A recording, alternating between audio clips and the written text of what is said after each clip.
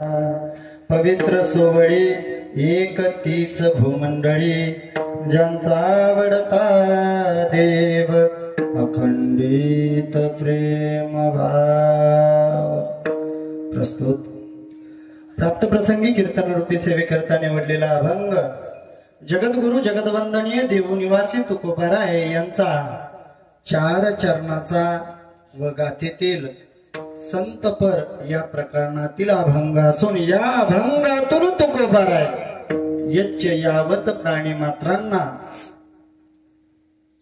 जो संदेश देतात तो म्हणजे संतांचं वर्णन करून संतांचं महात्म्य करून संतांचं लक्षण या अभंगामधून प्राणी मात्राला तुम्हा आम्हाला सांगतात। विठ्ठल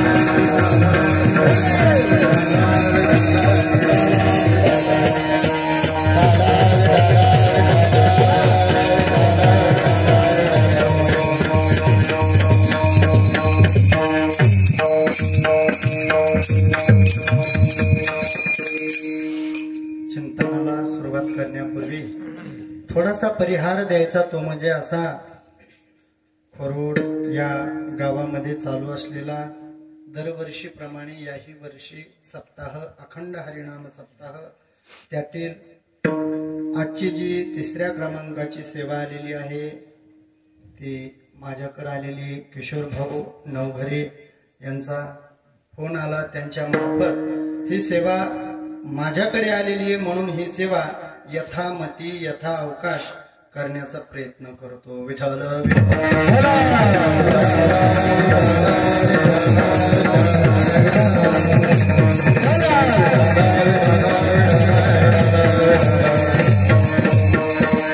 तसंच आज या सेवेकरता सेवा अर्पण करण्याकरिता सुद्धा सहकारी लागतात आणि ते सहकारी लाभले म्हणजे ते आपले मृदुंगमणी ज्यांनी खाली बसल्यांना उभे जे राहिले त्यांना तर नाचवलंच पण खाली बसलेल्यांना सुद्धा हलवायला भाग पाडलं ते म्हणजे आपले तुकाराम बुवा तसेच आपल्या भागातील वैभव अंगत महाराज संदीप महाराज आणि तसेच आपल्या तुकाराम महाराजांच्या मागे बसलेले विकास महाराज ते सुद्धा या ठिकाणी आहेत। तसंच या आपल्या कीर्तनाला उपस्थित असणारे आमच्या वाटूर नगरीहून आलेले आमचे मित्र कृष्णा भाऊ माने हे सुद्धा या ठिकाणी आलेले। तसंच तळणीहून नाव नाही माहित पण आम्ही बबलू भैया म्हणतो बबलू भैया सुद्धा या ठिकाणी तळणीहून आलेले आहेत। आणि उपस्थित सज्जन महाराज तुम्हाला काही यांच्याविषयी सांगायचं कामच नाही कारण सज्जन नावामध्येच सज्जन आहे म्हणून सांगायचं काम नाही। सज्जन या यूट्यूब चॅनलचं सुद्धा या ठिकाणी आगमन आज झालेलं आहे, आज दुपारपासून या ठिकाणी आहेत। आणि तसंच या आपल्या सप्ताहामध्ये आलेले जे गावातील असतील परगावाहून आलेले सगळे काही गृहस्थी आश्रमी असतील काही परमार्थिक असतील काही संन्यासी असतील या सर्वांच्या चरणावर नतमस्तक होतो। त्यांच्या हृदयामध्ये विराजमान असणाऱ्या प्रभू रामचंद्राला पांडुरंगाला नमस्कार करून आता सेवेला प्रारंभ करतो। मस्तक हे पाया मस्तक हे पाया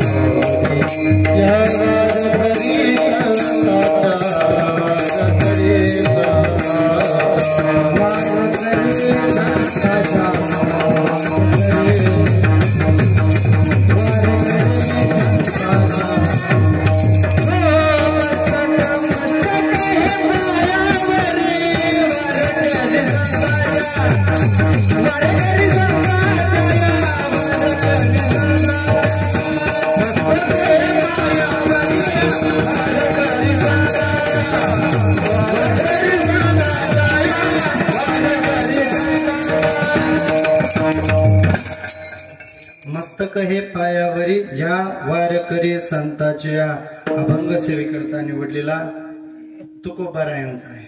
आजचा हा सप्ताहातील तिसरा दिवस आहे.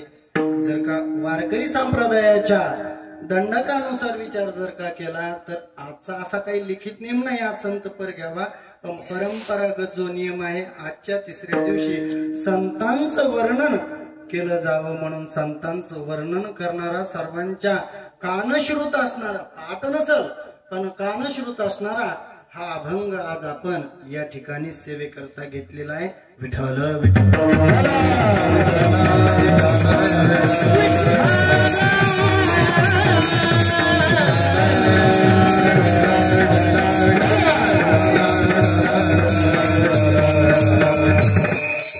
अभंग तुकोबारायांचा आहे. अभंगामधून तुकोबाराय संतांचं वर्णन करतात. एका या शब्दावरून आपण प्रस्तावनेला सुरुवात करणार आहोत. कारण या जगतामध्ये काही लोक पूजनीय असतात, काही वंदनीय असतात, काही पूजनीय असतात, काही नमस्कारणीय असतात, तर काही वर्णनीय असतात. 5 प्रकार मी पाडले. तर पहिले जे लोक आहेत पूजनीय, काय करावा, त्यांचा त्याग करावा, त्यांच्या जवळ जाऊ नये, त्यांना मनात त्यजनीय. का? कारण जे दुराचारी आहेत, जे वाईट वागतात, त्यांच्या माणसाने संपर्कामध्ये जाऊ नये. दुःसंग सर्वथैव त्याज्य. जे दुराचारी आहेत त्यांना सर्व परी आपण त्यांचा त्याग करावा असं शास्त्र सांगतं. ते त्यजनीय जन म्हणजे दुर्जन आहेत, त्यांचा त्याग करावा. माणसानं त्यांच्या जवळ जाऊ नये. तुम्ही म्हणताना असे तर आढळत नाही, बहुतांश 90% त्यजनीय जन आहेत. विठ्ठल विठ्ठल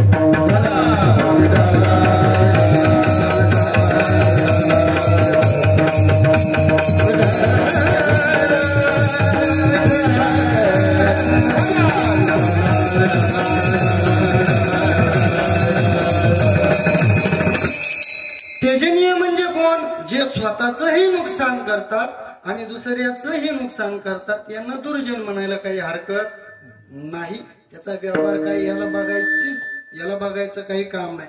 उदाहरणार्थ स्वतःही सप्ताहामध्ये पट्टी न देणं, पट्टीच म्हणतात ना इकडं, आणि दुसऱ्यालाही न देऊ देणं, याला काय म्हणावं? म्हणून त्यांच्यापासून आपण सावध राहिलं पाहिजे, त्यांच्यापासून आपण दूर राहिलं पाहिजे. म्हणे काय सांगायले महाराज, अहो असे काही लोक आहेत, असे कंजूस काही लोक आहेत की स्वतःही काही करत नाही आणि दुसऱ्याला सुद्धा काही करू देत नाही. त्यांना दुर्जन म्हणायला काही हरकत नाही. म्हणजे असे काही चिकट असतात, असे काही चिकट असतात, देण्याचा काही पत्ता नसतो. त्यांना त्यजनीय म्हणायला काही हरकत नाही. म्हणजे काय याच्याकरता उदाहरण काय सांगायचं तुम्हाला, ते तर पाठच आहे. एक असा कृपण माणूस होता, इतका कृपण होता एका दिवशी, आणि त्याला झोपीमध्ये चालायची सवय होती. झोपीत चालत होता, कृपण होता, झोपला. आणि झोपल्याच्या नंतर झोपीमध्ये झाडावर चढला. झोपीमध्ये चालायची सवय. झाड जवळपास 150-200 फूट उंचीच. झाडावर चढायची माहित नव्हती, पण झोपेत चढला. 200 फूट काय म्हणायला काय चाललं, 1000 फूट होता. आपल्याला चढायचं काय? 200 फूट झाड होतं. वरती गेला. वरती गेल्याच्या नंतर वर चढलेला आहे. वर चढल्याच्या नंतर ज्या वेळेस झोपेतून उठला त्यावेळेस खाली पाहिलं. अरे बाप, आपल्याला चढताच येत नाही, उतरता कसं येईल? झोपीत चढलेला. वर गेल्याच्या नंतर संकट काळामध्ये मग देवाचं नाव गेलं. देवा देवा देवा देवा, विठ्ठला विठ्ठला विठ्ठला विठ्ठल विठ्ठल विठ्ठल विठ्ठल विठ्ठल विठ्ठल. जेव्हा गरज पडते तेव्हा माणसं कसे नाव घेते देवाचं, तसं नाव घेऊ लागला. राम राम राम राम राम. अरे मुखात कधी राम नाव येत नव्हतं त्याच्या, पण संकट काळी एखादं भित्र असलं ना, कधीच देवाचं नाव नाही घेणार. पण स्मशान वाटेतून ज्या वेळेस चालू ना, तेव्हा त्याच्या तोंडाला टप्पाच पडत नाही. काय पडत नाही, ठेपच पडत नाही. हा सतत राम राम राम राम राम राम राम राम राम राम म्हणतो का काय म्हणतो कळत नाही, इतकं नामस्मरण करतो. हा तसं त्याचं चालू झालं. मग शेवटी मनामध्ये विचार आला, अरे 200 फुटावर आपण गेलो, देवा जर का मी इथून सुखरूप जर का खाली उतरलो ना, तर देवा काय करीन मी, सगळ्या गावाला जीव घालीन देवा, सगळ्या गावाला. चिकट माणूस आहे हो, सगळ्या आपल्या सप्तेची पट्टी न देणारा, अरे काय म्हणतो गावाला जीव घालीन. हळूहळू हळू करून खाली आला, अर्ध्यात आला. अर्ध्यात गेल्याच्या नंतर मग म्हणे, देवा गावाला तर नाही जीव घालणार, पण भावकीला जीव घालीन. काय म्हणे, कुठं का आला, कुठपर्यंत आला, अर्ध्यामध्ये आला. म्हणे भावकीला जीव घालीन. आणि अर्ध्यात आल्याच्या नंतर मनामध्ये ठरवलं, भावकीनं भेट भेट राम राम राम राम राम राम करीत देवाच्या भरोशावर खाली आला. 25% मध्ये आला. भावकी नाही, शेजारीचे 2 घर, इकून एक शेजारी निकून एक शेजारी, हे शेजारचे 2 घर, तिसरं घर सुद्धा नाही.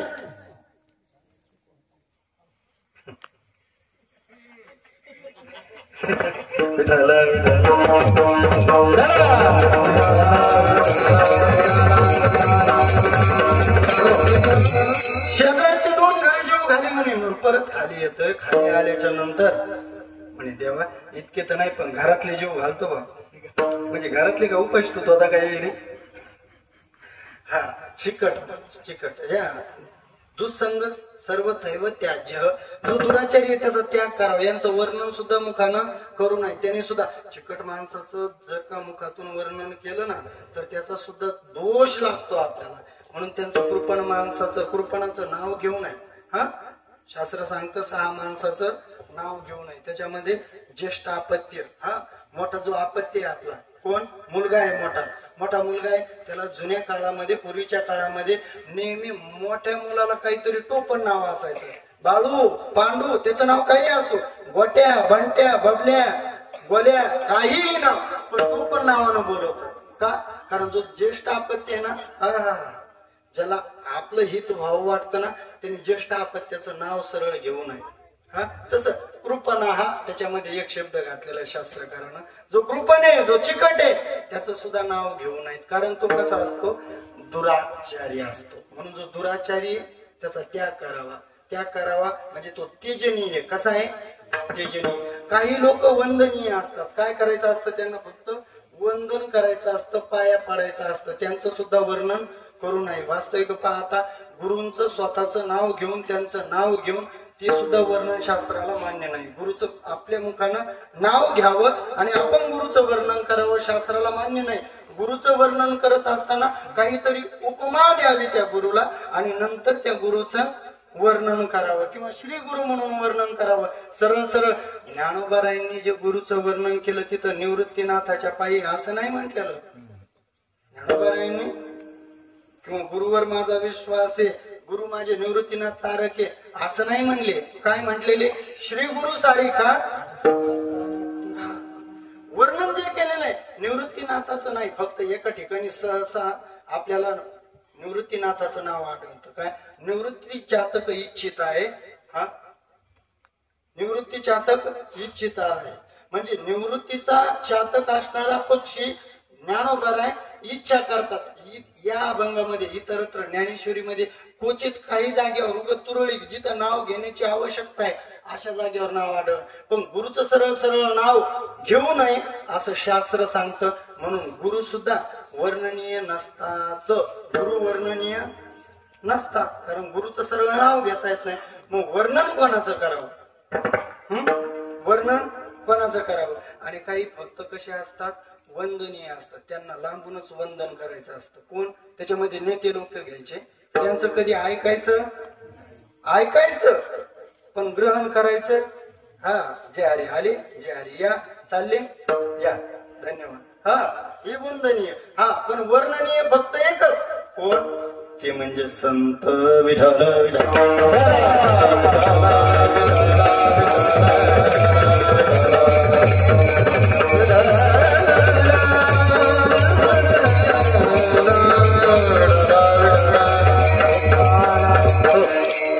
पण संतांचं वर्णन करावं हे आम्हाला मान्य, पण संतांचं वर्णन करायचं कशामुळे?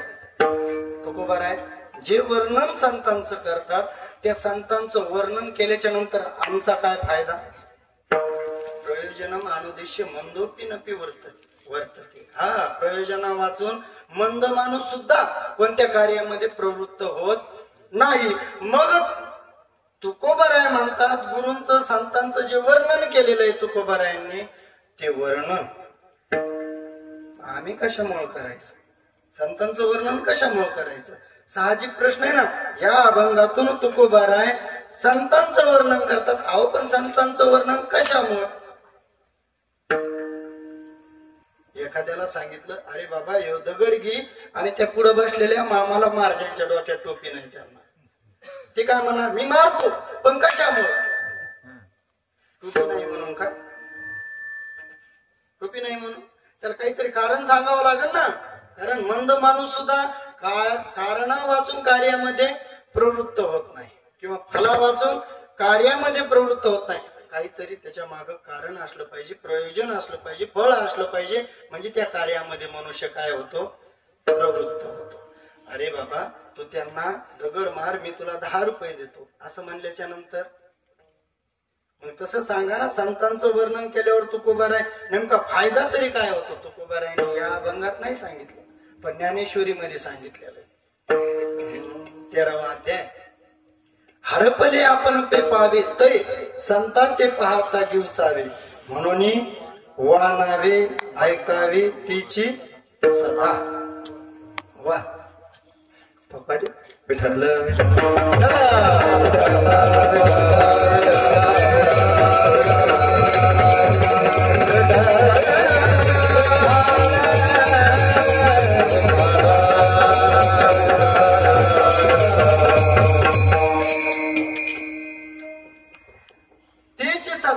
वानावे ऐकावे, त्यांचं सदा वर्णन करावं आणि ऐकावं. पण का? हरपले आपण पे पावे. आपली वस्तू हरपलेली आपल्याला जर का प्राप्त करून घ्यायची असेल तर तुम्ही काय करा? संतांचं वर्णन करा, संतांचं श्रवण करा, संतांचं श्रवण करा. मुद्दा आपला काय होता लक्षात आहे तुमच्या? संतांचं वर्णन का करायचं? संतांचं श्रवण याच्यासाठी करायचं की आपलं जे हरवलेलं आहे ते आपल्याला प्राप्त व्हावं म्हणून संतांचं वर्णन आपण करावं. आता दुसरा मुद्दा, आपलं काय हरवलेलं आहे? आपलं काय हरवलेलं आहे आणि आपल्याला प्राप्त काय करायचंय याच्यावर आपल्याला ठरवता येईल की आधी आपल्याला काय कळालं पाहिजे? आपलं हरवलं काय, मग आपल्याला काय करता येईल? गवशिता येईल ना. हरपलं काय तेच नाही कळालं तर सापडायचं काय? बाबा तुमच्या खिशामध्ये 1000ची नोट बंद झाले काय आता? हा, 500ची नोट आहे आणि ती नोट जर का तुमच्या खिशामध्ये आहे का हरवली हे कळालंच नाही तुम्हाला, असं वाटलं आहे तर तुम्ही सापडी जाण का? आधी ती आपल्याकडे होती ना, आता हरवली असं कळाल्याच्या नंतर काय होणार आहे? आपण मनुष्य सापडणार आहे. मग आपलं आधी हरवलं काय? आधी आपण म्हणजे कोण आहे असं जाणून घ्या. मग आपलं हरवलं काय तर आपण कोण आहोत? आपण कोण आहे बाबा? कोण आहे? आपण कोण आहे? विठ्ठल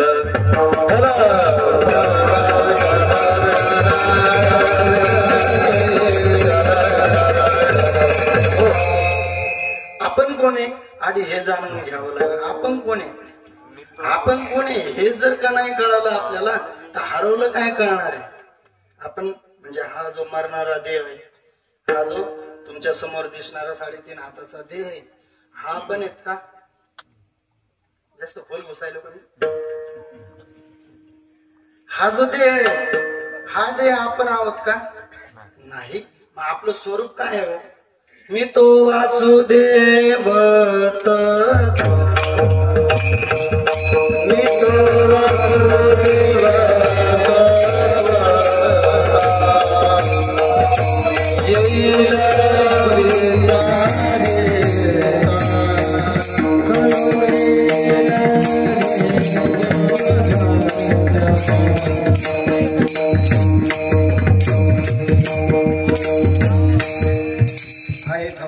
सौभाग्य संता. हा, मी वासुदेव आहे, आपण कोण आहे? वासुदेव आहे. आपण वासुदेव असल्यावर वासुदेव म्हणजे जो कधीही मरत नाही, जो त्रिकाला बाधित आहे, असा जो आहे तो मी. आणि मग आपण तर आपल्याला काय समजायलो, आपलं वासुदेव पणच हरवलं ना, मरणार समजायलो. मग हे आपलं हरवलेलं आहे. बरं, आपलं जे स्वतःच ज्ञान आहे ते हरवलेलं प्राप्त करण्याकरता संताची काय गरज आहे? हरवलेलं आपलं आपण सापडू शकतो ना. बाबा, तुमची सुई हरवली, तुमची सुई हरवली, कुठं सापडता? हरपलेल्या जाग्यावर. तुमची हरवलेली सुई हरपलेल्या जाग्यावर, आणि सापडणार कोण? लोक का? आपणच ना. मंडपात येऊन सापडिता नाही ना. घरी हरवली तर घरीच, सापडणारे तुम्हीच. तसं आपलं हरवलेलं मग संतांचं वर्णन करून काय? संतांना विचारायचं काय? आपलं हरवलेलं आपल्याला सापडावं लागेल ना. नाही, तसं नाही म्हणे. तुमचं काही हरवलेलंच नाही, तुमचं काही. पण हरवल्याचा तुम्हाला झालेला आहे भ्रम. काय झाले?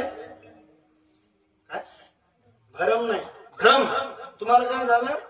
भ्रम. भ्रम झाला म्हणजे तुमचं हरवलंय असं तुम्हाला काय झालंय? संशय झालाय. हा, मग हरवली नाही तुमची गोष्ट, ती तुम्हाला सापडायची काही गरजच नाही. मग काय भ्रम झालाय. मग ही भ्रम निवृत्ती करता तिसरा माणूस लागतो. म्हणजे बाबा, हे सगळं वरून चाललंय आमच्या. काय व्हायलंय? वरून. कुठून? मंडपाच्या. विठ्ठल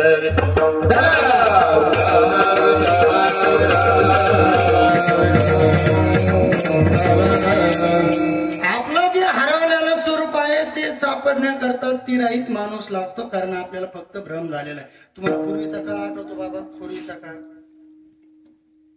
पूर्वीच्या काळामध्ये अशा थंडीच्या दिवसामध्ये रात्री गुराखी फिरायचे आणि चोऱ्या वगैरे भरपूर प्रमाणात होत होत्या.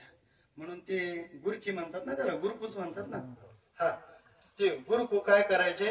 हातामध्ये एवढी काठी, अंगावर एक घोंगडी, हातालेली अशी, हातामध्ये एक पुन्हा कंदील, असे ते फिरायचे. तसा माणूस फिरत होता गुरकूत. जागते रहो 3 वाजल्यापासून. अरे जाग रा बाबो. आणि फिरत असताना हातामध्ये कंदील चालू आहे, की हातामध्ये काठी, आणि गावभर फिरतोय. सगळ्याला काय सांगतो तुम्ही? जागे राहा, जागे. असा फिरतोय, कंदील चालू आहे. त्याला लागली तलप. तलप,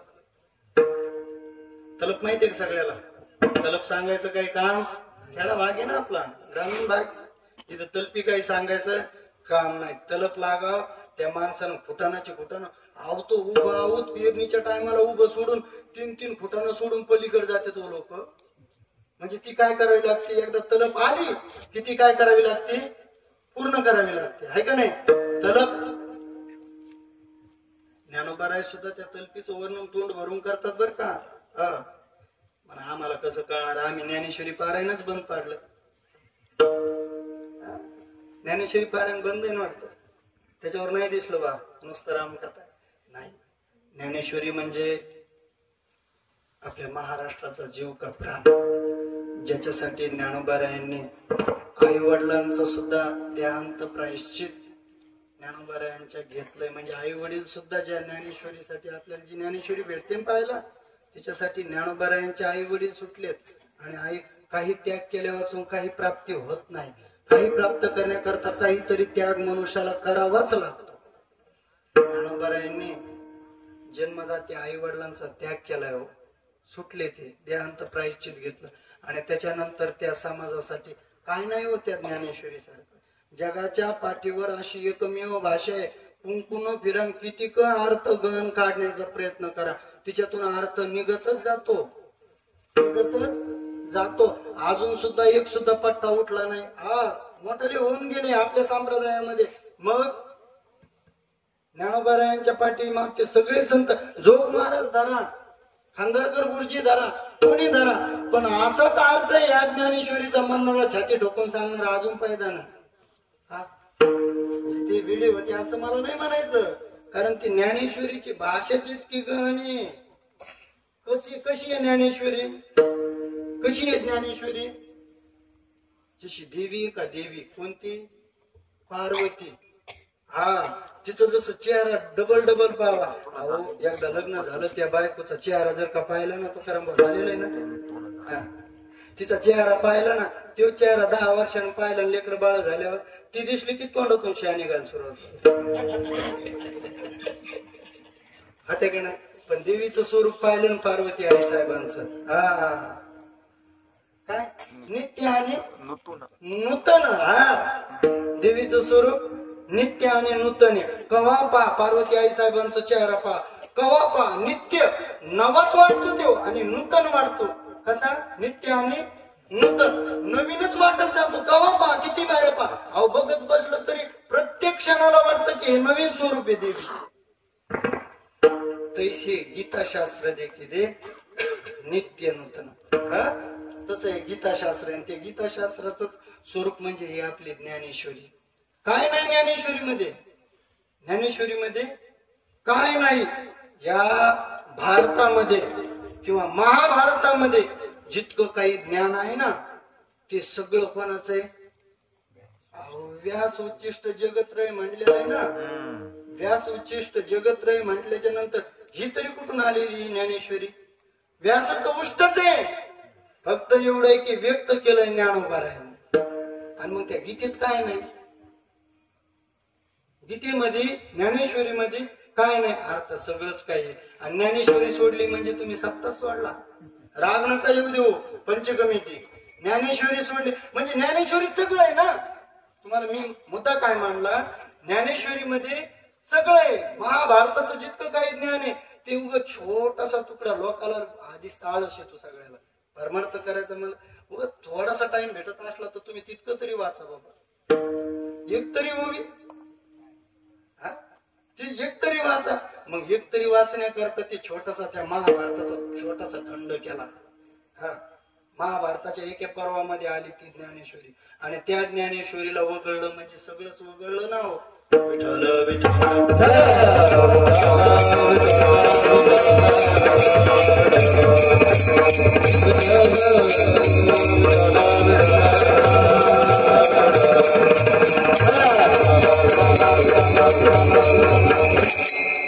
ज्ञानेश्वरीला वगळलं म्हणजे सगळंच उघडलं. असं काही वाटू देऊ नका पंचकमिटीनं. कारण पंचकमिटीवर जो भार असतो, जो वजा असतो ना, ते खूप मोठं आहे. फक्त मला एक म्हणायचं, ज्ञानेश्वरी कुठंच वगळू नाही गेले. ज्ञानेश्वरी कुठंच वगळू नाही. कारण ज्ञानेश्वरी सारखं या आपल्या वारकरी संप्रदायाला आपण जे प्रस्थानत्रय म्हणतो, वेदांताचे प्रस्थानत्रय, हा तसंच वेदांताचे जसे प्रस्थानत्रय आहेत, दशोपनिषद असेल, गीता असेल, गीता भाष्य असेल, हा तसंच आपल्या वारकरी संप्रदायाचं जे प्रस्थानत्रय आहे त्याच्यामध्ये ज्ञानेश्वरी, गाथा, हा गीता, भागवत हे आपल्या प्रस्थानत्रयामध्ये मोडणारी आहे. आणि आपण प्रस्थानत्रय जर का सोडित असो, कारण मला हे पण कळालं की गाथा भजन पण म्हणजे गाथा सोडला, ज्ञानेश्वरी सोडली म्हणजे गीता सोडली, आणि भागवत चालू आहे का? राग नाही. बरं एक तरी आहे. एक मला सांगायचा मुद्दा, राग नका मानू. कारण जी पंचकमिटी आहे ना, तिला काय धडका खावा लागतात ना. सप्ताह मी पण केलेला आहे. सप्ताह मी पण केलेला आहे. हा जास्त लांबचं नाही सांगत, पण आम्हाला सांभाळायला त्याच्या नाकीनं येते. पाणी आण म्हणलं घरी, तिकडं पाणी आण नाही, तिकडं भांड्यानं पाणी आणतो ना आपण. बरं का, आपण काय करतो भांड्यानं, पण गिलासासाठी त्याला तटकून उठून जावं लागतं पंचकमिटी. नाही तुम्ही नाही देत. तुकाराम बुवा सारखे, अंगद बुवा सारखे असले ताण देणार नाही. पण पंचकमिटीला थोडासा जोरच लागतो. कारण पट्टी गोळा करणं, सगळ्याच गोष्टी भानगडी आहे. पट्टी गोळा करणं इतकं सोपं थोडंच आहे. मला मुद्दा काय सांगायचा, तुम्ही सगळं काही उत्कृष्ट केलं. इतकी आलेली पब्लिक आपल्या एवढ्या गावातून भरपूर झाली, पण त्याच्यातली ज्ञानेश्वरी जी वगळी ना ती टाकण्याचा प्रयत्न करा. तुम्ही म्हणता नीच कडू महाराज पुढच्या वेळेस कटच, हा त्याच काहीच नाही. पण ज्ञानेश्वरी ठेवा म्हणजे ठेवा. विठ्ठल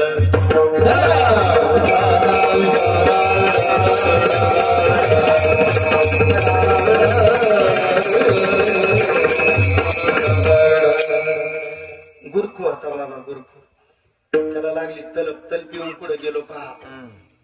त्याला लागली तलप आणि त्या तलपीमुळे त्याने काय केलं, तलप लागली. पूर्वीचा काळ त्याच्याजवळ होत्या बिड्या उडीत होता. बिड्याचा कट्टा बाहेर काढला. कट्टा काढल्याच्या नंतर बिड्या वडण्याची पद्धत तुम्हाला काही सांगायचं काही काम नाही. बिड्याचा कट्टा काढला त्याने असा चोळला, म्हणजे त्या दोऱ्या बांधलेल्या असतात, काय होत्यात त्या रिल्या होत्यात, मोकळ्या होत्यात. आणि त्याच्यातून हळूस अशा अंगठ्या, उलट्या अंगठ्याने एक दाबली, अशी वर दाबली, ती हल्लात वर येते. वर आली ना हल्लात काढून घेतली. आणि डबी होती खिशामध्ये, डबी काढली आणि डबी मध्ये नव्हती काडी, डबीत काडीच नाही. मग काडी नव्हती तर बिडी प्यायची, त्याला तलप लागलेली. आता काय करावं, रात्रीचे 3 वाजले आणि गारवा दिवस आहे. त्याला वाटलं गरम व्हायला दुसरं काही साधन नाही त्याच्याकडं, तेवढी एकच होती, त्याला काड्या नाही. तर आता काय करावं. मग एक ओळखीचं घर होतं बरं का तुकाराम बा, ओळखीचं घर होतं. मग तिथं जाऊन मागा गेला, जोऱ्यात कडी वाजवायला सुरुवात केली. एकदा वाजली, दोनदा वाजली, उघडायचा काही मेळ नाही.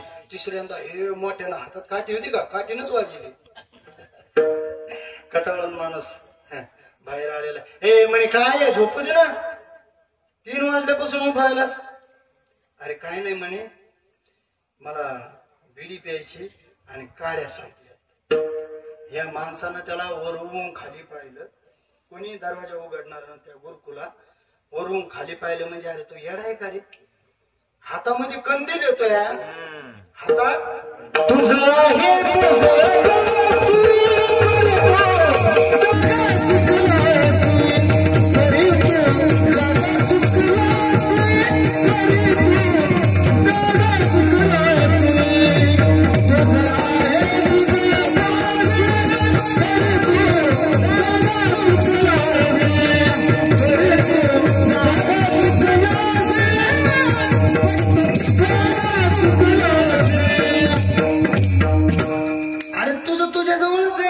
जागा चुकला, तू मग घर उघडायला आला. अरे काच वर कर, कंदील हातात आहे, चालू कंदील त्याच्या उजेडात चालवला स्वागा तू. एक कंदील वर कर, काच वर कर, अरे जा तिथंच बिडी चेतेव ना. अरे परमात्मा स्वरूप सुद्धा आपणच आहे. मला बिडी नाही पेटायची, मला बिडी नाही पेटवायची. परमात्मा स्वरूप सुद्धा आपलंच आहे. फक्त काय करायचंय, जो मी पण आहे ना तुझा बाजूला करायचं. मी म्हणजे शरीराला मी म्हणणं, हा अंता माणसा या शरीराची काढणं, अर्थात अज्ञान काढणं. अज्ञान म्हणजे काय नाही हो, अज्ञान म्हणजे लय मोठी भानगड नाही. फक्त काय करायचं, काजळी जरशी बाजूला करायची. वास्तव स्वरूप आपलंच आहे. आणि ते पाहायचं असलं ना तर याच्या करता जसं त्याला बिडी पेटवायला तो कंदील तो हातात हे सांगायला तिसरा माणूस लागला ना, तसा तिसरा माणूस लागतो. आणि तो तिसरा माणूस असा तसा प्रसन्न नाही होत, त्याचं थोडं तरी वर्णन करावं लागेल ना. म्हणून त्या तिसऱ्या माणसाचं म्हणजे संताचं वर्णन अभंगाच्या पहिल्याच्या.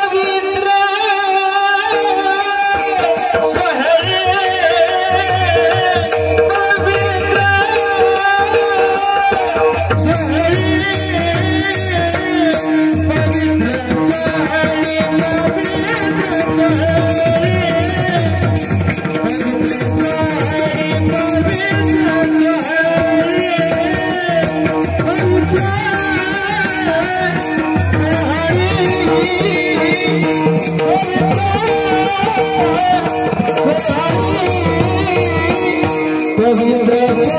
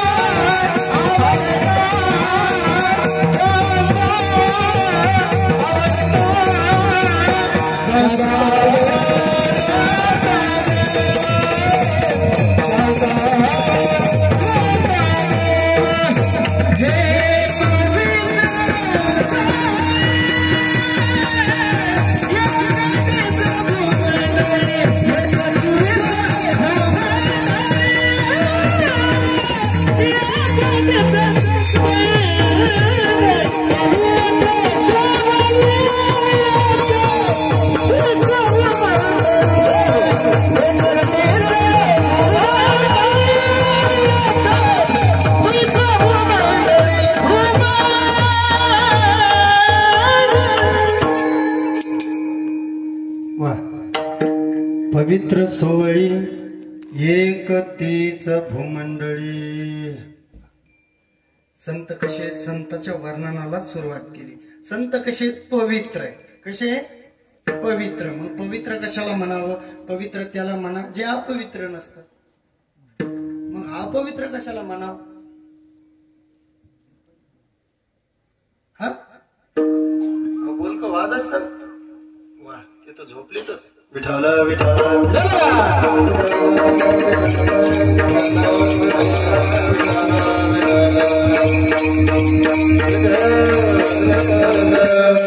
पवित्र. पवित्र त्यांना म्हणा ज्यांच्या योगानं अपवित्र वस्तू सुद्धा पवित्र होते. म्हणजे ज्यांना विटाळ होत नाही त्यांना म्हणा पवित्र. नाही ज्या विटाळ अखंड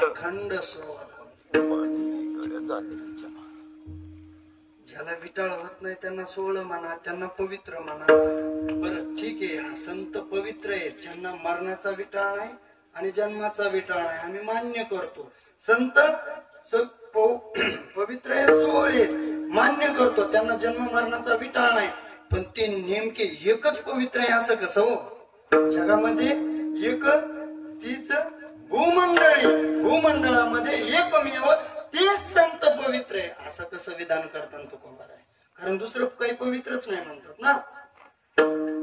मग गंगा पवित्र नाही का? गंगा कशी आहे? गंगा कशी आहे? पवित्र आहे. पवित्र आहे म्हणून आपण इथून पंढरपूरला गेलो, आळंदीला गेलो, गंगेवर स्नानाला जातात ना. चंद्रभागेमध्ये, इंद्रायणीमध्ये स्नान करण्याकरता आपण जातो का? कारण ती पवित्र आहे. आणि आपण अपवित्र झालेलो असलो कर्मराड्यामध्ये या तर तिथं पवित्र होण्याकरता आपण जातो. ती पवित्र करते कोण? गंगा. मान्य आहे तुम्हाला? मग गंगा पवित्र आहे, देव सुद्धा पवित्र आहे. पण इथं तुकोबाराय म्हणतात एक तीच भूमंडळ, भूमंडळामध्ये संतच पवित्र आहे. चकार जर बाकीच्याला बेकारच करतो. चकारला एक तीच आला ना, बाकीचे बेकार. म्हणजे देव असो किंवा नदी असो काही असो, संताच्या पुढं काही नाही. असं कसं? देव पवित्र आहे मान्य, पण देवाची जो उपासना करतो ना त्यालाच प्राप्त होतो. त्याचा पवित्रपणा बांधलेला आहे. नदी पवित्र आहे खरंय, पण नदी पवित्र आहे, आपल्याला पवित्र करते. आपण जर का पापयुक्त होऊन गेलो, पापयुक्त होऊन आपण चंद्रभागे स्नानाला गेलो, मग चंद्रभागेमध्ये आपण स्नानाला गेलो की तिथं काय होतं? आपलं पाप निवृत्त होतं, हे का नाही? पाप निघून जातं. नदीत स्नान केल्याच्या नंतर पाप निघून जातं. मग तुम्ही म्हणा ते पाप जातं कुठं? आपण गंगे स्नान केलं, चंद्रभागे स्नान केलं, ते पाप जातं पुढं. जे करीत नाही त्यांच्या डोक्यावर. तसं नाही, ते पाप गंगेमध्येच राहत. ते पाप कुठं राहतं? गंगेत राहत. आणि गंगेत राहिलं ते गंगेला सुद्धा संतपशी दर्शनाला जावं लागतं, तेव्हा ती गंगा पवित्र होती. काय होती? गंगा पवित्र का होती? संतपशी दर्शन. मग त्या गंगेला सुद्धा पवित्र करणारे संत आहे. म्हणून इथं म्हटलेलं काय? हा सकळ तीर्थे ठाया इति पुनीत वावया. हा मध्यान्ह काळी ते पण प्रमाण बरोबर. हा मला काय सांगायचंय की सगळे तीर्थ कुठे जाते? संतपशी. मग संत जर का तीर्थाला सुद्धा पवित्र करतात म्हणल्यावर भूमंडळामध्ये पवित्र करणारे कोण आहेत? संत आहे. मग संत कसे आहेत? तर पवित्र आहे. जन्म मरणाचा विटाळ तर नाहीच नाही त्यांना, पण भौतिक जो विटाळ आपण पाहतो कर्मजाळाचा, तो सुद्धा विटाळ, कर्माचा विटाळ त्यांना नाही. तुका म्हणे आम्ही जागो अग्निरूप, जागो नाही पाप पुण्य. पाप पुण्य अंगाला लागत नाही का? कारण पवित्र झालेलो अग्निरूप. अग्नी म्हणजे ज्ञानरूप.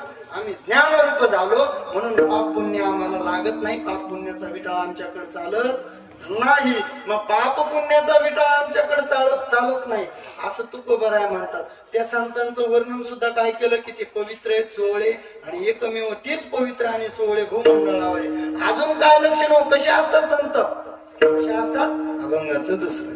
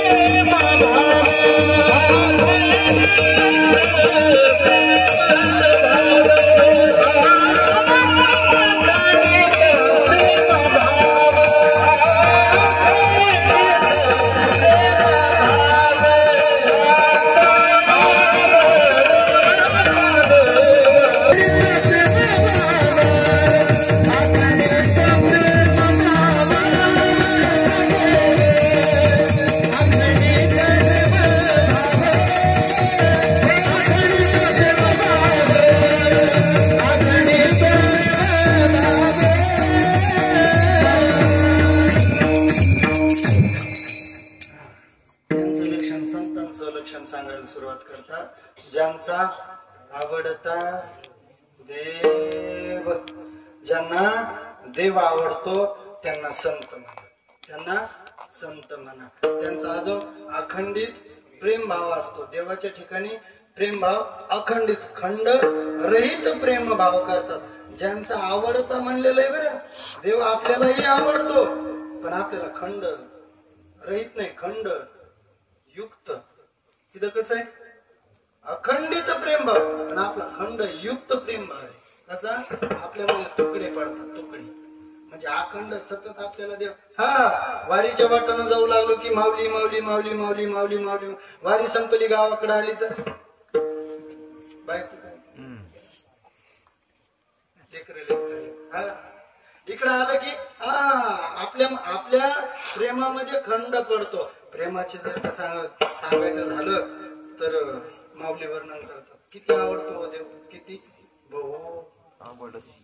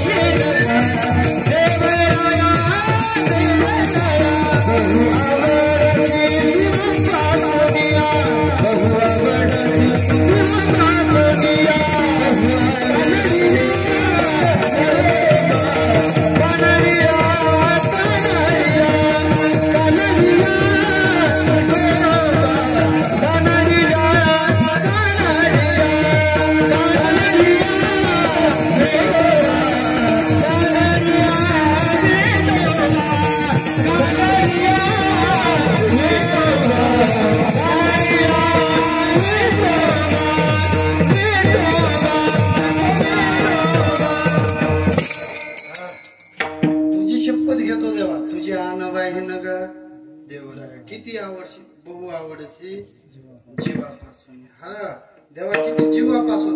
हे प्रेम प्रेम प्रेम आलं ना, देवाविषयी आवड प्रेम आलं ना तर डायरेक्ट असं वाटतं की गोकुळातच जावं. कुठं जावं? गोकुळात. गोकुळामध्ये चला जरसक, हा, अंतकरणानं गोकुळात जावं. गोकुळामध्ये भगवंताला नेण्याकरता अक्रूरजी आलेले आहेत. अक्रूरजी आलेले आहेत. आता भगवंताला न्यायचंय मथुरेला. मथुरेला नेण्याकरता अक्रूरजी आपल्या रथामध्ये आलेले आणि तो रथ नेमकाच त्या गोकुळामध्ये आता घुसणार. तितक्यामध्येच बाहेर थांबलेला आहे. त्या पटांगणामध्ये तिथं भगवंत फिरलेले आहेत. तिथं भगवंताचे पदचिन्ह उमटलेले आहेत. अक्रूरजी उतरलेले, खाली दर्शन वगैरे घेतलेलं आहे त्या पदचिन्हाचं. पण आता कंसाची जी आज्ञा आहे ती पण पूर्ण करणं हे काम आहे. आणि मला आता भगवंताला मथुरेला न्यायचंय. या हेतून तिथं आलेले. तितक्यामध्ये काही पोरं गावातले आले. गावातले पोरं ते गावातले असतात. गावातले पोरं त्या रथापाशी आले. पहिला काळ तो जुना काळ. आता आपल्या लहानपणी बरं का तुकाराम बाबा, आपल्या लहानपणी नवी गाडी गावामध्ये आली ना, हा, तिला असं जायचं पटकन आणि असं आणि घरी पळून जायचं. आणि घरी गेल्यावर आई मी त्या गाडीला शिवलो बर का. काय केलं त्या गाडीला, हे आपल्या लहानपणची गोष्ट. आणि तो काळ तर त्याच्या पूर्वीचा. रथ आलेला आहे पुन्हा कोणाचा? राजाचा, कंसाचा रथ आलेला आहे. आणि तो रथ आल्याच्या नंतर काय झालं, तो रथ आल्याच्या नंतर ते शिवून आले ते पोरं. आणि मग शिवून घरी गेले. आणि तिथं आल्याच्या नंतर पोरं थोडीशी बोलके असतात बाबा, थोडीशी बोलके असतात. पोरं बोलायला सुरुवात केली. का हो अक्रूरजी कुठून आले? बोलके स्वभाव पोराचा लगेच बोलके होतात.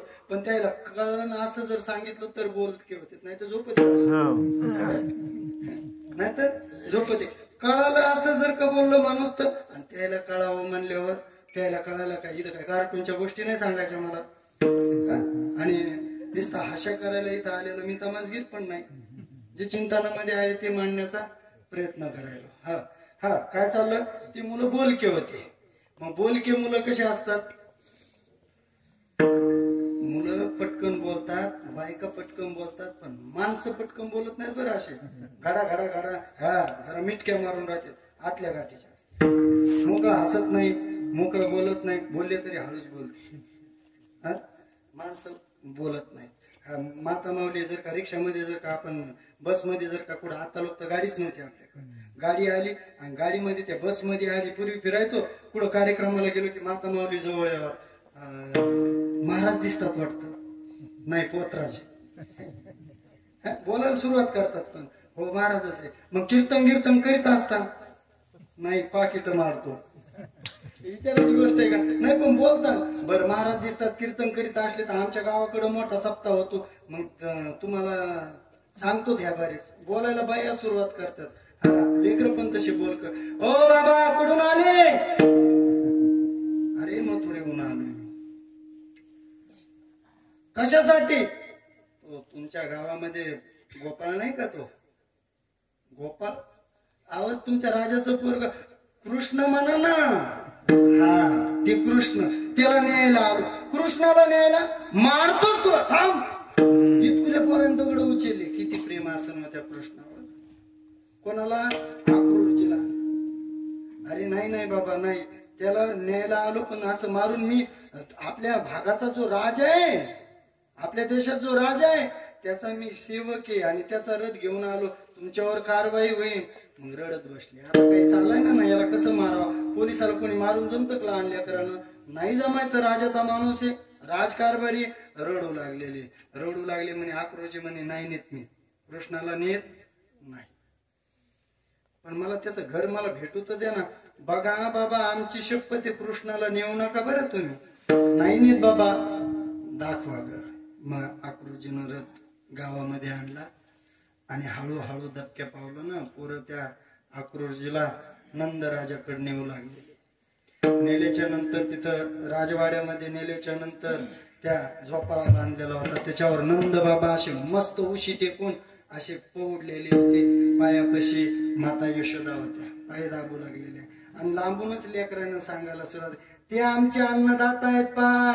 असे झोपलेले आहेत ना उशाला हात ठेवून, ते आमचे अन्नदाता आहेत. आणि ती जी दिसते ना पायापाशी बसलेली, ती आमची आई आहे, गोकुळाची आई आहे, ती नंद बाबा आहे. मग ती लेकर गोकुळामध्ये फिराय निघून गेले. सगळीकडे चर्चा चालू केली त्यांनी की कोणतरी दाढीवाला आलाय आणि कृष्णाला न्यायचं म्हणतो, दाढीवाला आलाय, मिशावाला आलाय आणि कृष्णाला न्यायचं म्हणतोय. सगळ्या गोकुळात चर्चा झाली. तोपर्यंत नंद बाबा धपक्या पावलानं गेले.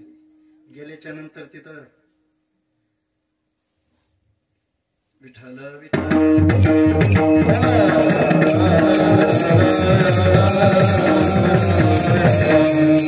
तिथं गेल्याच्या नंतर नंद बाबा होते. नंद बाबाला रामकृष्ण हरी जय हरी राम राम त्यांचा झाला. पण पूर्वीचा काळ आहे. एखादी दुःखद बातमी सांगायची असली ना तर बायाला ना आतल्या घरात पाठवून देत होते. काय करीत होते? आतल्या घरात पाठवून देत होते. तसं तिथं गेल्याच्या नंतर नंद बाबाला सांगितलं अक्रूरजीनं, आई यशोदेला आतमध्ये पाठवा. पूर्वीचा काळ असल्यामुळे अशा पूर्वीच्या काळामध्ये बैठकीला अशी एक खिडकी असायची. त्या खिडकीतून आत मीच घर असायचं, त्याला एक खिडकी असायची आणि त्याच्या पलीकडे स्वयंपाक घर असायचं. तिथं चूल असायची. काय असायचं? चूल. आणि तिथं गॅस मांडायला यशोदा माता. आणि इकडं बैठकीच्या बाहेर कोण बसलेलं होतं? नंद बाबा आणि अक्रूरजी. यांच्या काय गप्पा चालल्या कान देऊन तिथपर्यंत ऐकू जात होतं. पहिले ते आर्किटेक्ट, पहिले ते इंजिनियर, आताचे फेल आहेत. पहिले अजून पण ते 84,000 खांबाचं जे मंदिर पाहिलं ना आपण, 84 खांबाचं मंदिर, तिथं इथं गेल्यावर आपलं सगळं फेल पडतं इकडचं. इकडून कान देऊन ऐकलं की 84व्या खांबातून आवाज निघावा, इतकी प्रगती तिथं आहे. आजता कोण्या काळातलं? त्या काळातलं. ते इंजिनियर आणि त्या तिथं बसलेले आणि तिथं गप्पा चालू झालेले. अक्रूरजी म्हणतात, मला कंसानं पाठवलंय. कशा करता? कृष्णाला नेण्याकरता. जर कृष्णाला मी नेलं नाही तर तुमच्या या गोकुळावर खूप मोठं संकट तो कंस आहे, म्हणून मला कृष्णाला न्यावंच लागतं. इतकं ऐकल्याबरोबर यशोदा माता तिकून तटकन उठून आलेले आहेत. म्हणे मी तुमच्या पाया पडते. पाया पडल्या. कोणाच्या? नंद बाबाच्या. कारण अक्रूरजीच्या तर परका माणूस आहे, त्याच्या पाया पडून काही फायदा होणार नाही. नंद बाबाच्या पाया पडल्या. ढसा ढसा ढसा रडू लागलेले. आतापर्यंत मी तुम्हाला काही मागितलं का? आतापर्यंत काही मागितलं जेव्हापासून तुमच्यासोबत मी विवाह बंद झाले तेव्हापासून काहीच मागितलं नाही मी तुम्हाला, पण आता एवढं मागते एवढं द्या, माझ्या कृष्णाला पाठवू नका ना, पाठवू नका. आता बापाला रडता येत नाही, दबक्या स्वरामध्ये हो नाही पाठवत, खांद्यावर हात टेकला आणि म्हणे उठ जाय मागं. यशोदा मातेला काढून दिलेलं, पण यशोदा मातेला माहित होता आपला मालक म्हणजे हा सांगण्याच्या बाहेरचा आहे. कोणी काही बोललं की गावासाठी लेकरू काय मला सोडून देईन, गावाचं भलं होत असलं तर. यशोदा माता काढून दिलेले आहेत. आणि अक्रूरजीला नंद बाबा म्हणतात, अक्रूरजी एक काम करा, आता उद्या सकाळी जावा, जा तुम्ही कृष्णाला घेऊन जा, पण सकाळी जा, आता रातभर आईपाशी पडू द्या. हे ऐकू गेलं यशोदेच्या कानावर.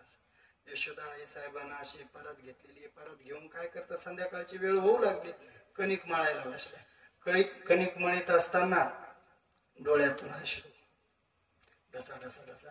ज्यांचे लेकर मिलिटरीला जातात ना, त्यांच्या आई जशा आदल्या दिवशी रडताना कणिक मळीत जशा रडतात ना, त्याच्यात कणिक मध्ये मीठ टाकायची गरजच नाही पडत. रडायला सुरुवात केलेली, आई यशोदा रडू लागलेली आहे. आणि रडत असताना तितक्यामध्ये गोरज धुळीचा टाइम झालेला आहे, संध्याकाळची वेळ झालेली, गायी चारून गायी गोठ्यामध्ये बांधल्या, भगवंतांना आई पशी येऊन बसली. असा रडत असताना त्या मांडीवर हात टेकला आईच्या यशोदेच्या, म्हणे मैया तुम रोये हो? नाही लल्ला, मैं तो नहीं रोई. आई तू रडली? अरे नाही बाळा मी रडले नाही. मैया झूठ बोल रही हो. अरे बाळा नहीं रडले मी. मैया तुम झूठ बोल रही हो. क्या हुआ? ए आई खोटं बोल नको ना, झालं काय? रडण्याचं कारण तरी सांग ना. अरे कोणतरी दाढीवाला आलाय, मिशावाला आलाय आणि तुला मथुरेला घेऊन जायचंय म्हणतोय, बस एवढंच. अरे आता जातो त्याला सांगतो मी येणार नाही. त्याची मुकल्या पावलानं भगवंत उठले, 10-12 वर्षाचं वय, उठले, तरा तरा तरा बैकटीत गेले. हे दाढीवाल्या मला यायचं नाही, जाय मथुरेला निघून तू, मी आई राडेली तुझ्यामुळे. निरागसते काय कळतं त्या वयामध्ये, म्हणे जा निघून म्हणे तुम्ही आलेले. म्हणे मैया मैया मी सांगितलं त्याला निघून जाय, मला यायचं घ्यायचं काय नाही. यशोदा आई साहेबांना कवटाळून अशी मिठी मारलेली, काय कळतंय त्या इतकुशा पोराला. कवटाळून मिठी मारली आणि तोंडावून हात फिरवला, लल्ला तू दिवसभर गाई चालल्या, थोडस जेवतो का रे? आणि मग यशोदा आई साहेबांना आपल्या हातानं कुटका मोडला आणि त्या भगवंताकडे केलं. भगवंतानं तोच कुटका हातातून घेतला आणि यशोदा आई साहेबाला खाऊ घालायला. एक सांगू तुम्हाला जाता जाता, लेखाही नका घेऊ, पण जोपर्यंत आपले आई वडील हयात आहेत ना, जिवंत आहे ना, तोपर्यंत एक दिवस तरी वर्षातून एक दिवस तरी आपल्या हाताने खाऊ घालायला. आपली संपत्ती त्याला काहीच लागत नाही, संपत्ती काहीच लागत नाही, फक्त एक दिवस प्रेमानं आपल्याला लहानपणापासून आपल्याला खाता यावं याकरता किती बाऱ्या त्यांनी कष्ट घेतले, आतापर्यंत कष्टच घेतात. आणि आपल्याला किती बाऱ्या खाऊ घातलं, वर्षातून एकदा खाऊ घातलं तर बिघडतं का? हा खाऊ घाला म्हणजे घास भरवायची गरज नाही, पंक्तीला बसा द्यायच्या नुसतं. कारण सध्याची परिस्थिती, आईला आई म्हणत नाही, बापाला बाप म्हणत नाही कोणी. फक्त म्हणजे ते 2 दिवसाची आलेली पत्नी तिच्यामुळे इतकं का घरामध्ये नाही. पत्न्या सगळ्यालाच असतात, पण आईला थोडा आई म्हणून भगवंतान तो कुटका घेतला आणि त्या यशोदेला खाऊ घातला. खाऊ घातल्याच्या नंतर भगवंताला झोपू घातलेला आहे, सकाळची वेळ झालेली, दरवाजा वाजला, खटखट खटखट खटखट खटखट खटखट. सगळे गोपाळ आणि गोपिका त्या ठिकाणी. गोपाळ आलेले, गोपाळ आल्याच्या नंतर जी जगाचा जो बाप आहे त्याची सुद्धा आई यशोदा तिनं दरवाजा उघडला. अरे गोपाळ इतके सकाळी? म्हणे भगवंत चालला ना. मग सगळ्यांनी त्या दरवाजामध्ये रांगा धरलेले, ढसा ढसा रडू लागलेले. कृष्ण पळत आला, अरे गाड्यांना रडू नका, कुठं नाही चाललो. थाप टाकली अशी पाठीवर आणि म्हणे कुठं चाललं बायासारखं काय रडाले? गेलो तरी आत्ता जातो लगेच येतो. काय म्हणे? आत्ता जातो आणि संध्याकाळच्याला लगेच येतो. भगवंत खरंच येशील ना कृष्ण? आमची शपथ ना. अरे खरंच येतो.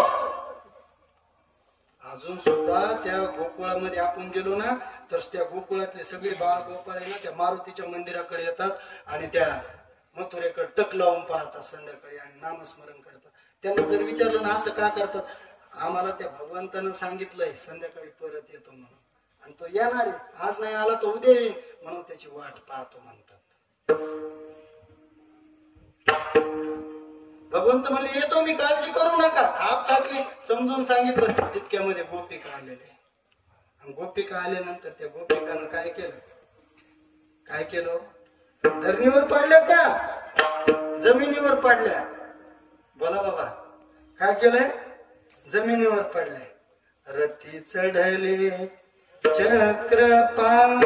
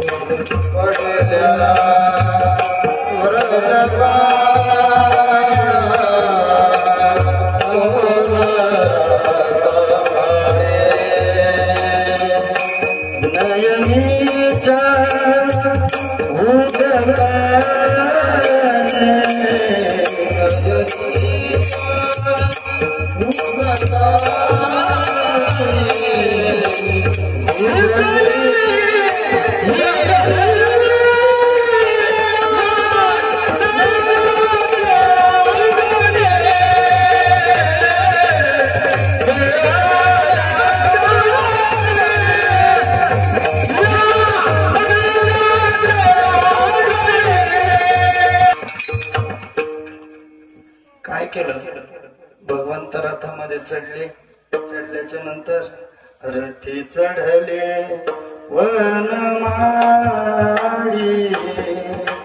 आकांत त्या कोकोळी भूमी पडल्या व्रजबाळा कोण त्या ते सांभाळी नयनीच्या उदकाने भिजली सैरणी या नंदाचे अंगणी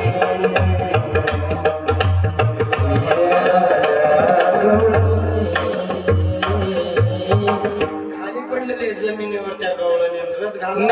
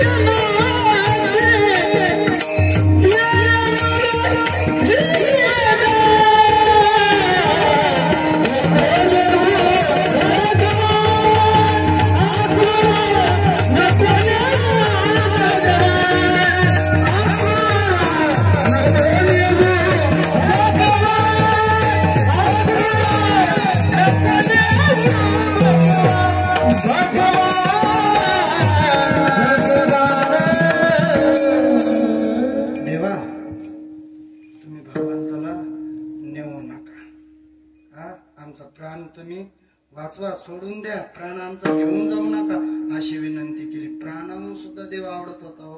रथाच्या खाली पडावं किती, मग त्यांना काय म्हणावं, संत म्हणावं ज्यांचा आवडत आहे.